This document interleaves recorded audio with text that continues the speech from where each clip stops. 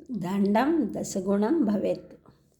దండం దశగుణం భవేత్ అనే వాక్యాన్ని దండిస్తే కానీ పని అవ్వదు అనే భావంతో చెబుతూ ఉంటారు. కానీ అసలు అర్థం దండం అంటే కర్ర, అంటే దండించడానికి అని కాదు, అది 10 రకాలుగా ఆసరాగా ఉంటుంది అని అర్థం.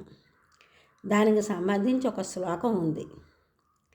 విశ్వామిత్రాహి పశుషు కర్దమేషు జలేషు చ అంధే తమసి వార్ధక్యే దండం దశగుణం భవేత్. ఆ శ్లోకంలో ప్రతి అక్షరానికి ఒక అర్థం ఉంది.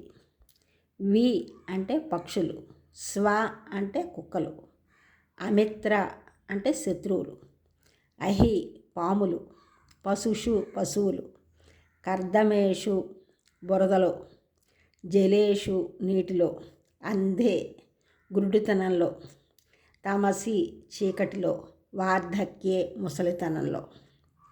దండం అంటే కర్ర, దశగుణం అంటే 10 గుణాలను భవేత్ కలిగిస్తుంది. అంటే కర్ర పక్షులను, కుక్కలను, శత్రువులను, పాములను, పశువులను అదుపు చేయడానికి, బురదలోనూ నీటిలోనూ, గురుడితనంలోనూ, చీకటిలోనూ, ముసలితనంలోనూ ఆసరాగా ఉంటుంది. కావున కర్ర ఈ 10 రకాలుగా ఆసరాగా ఉపయోగపడుతుంది అని భావం. ఈ ఛానల్ చూసిన వారందరూ కూడా సబ్స్క్రైబ్ చేయండి, షేర్ చేయండి, లైక్ చేయండి, కామెంట్ చేయండి. సబ్స్క్రైబ్ చేసిన వారందరికీ కూడా కృతజ్ఞతలు. షేర్ చేసిన వారు, లైక్ చేసిన వారు, కామెంట్ చేసిన వారందరికీ కూడా ధన్యవాదములు.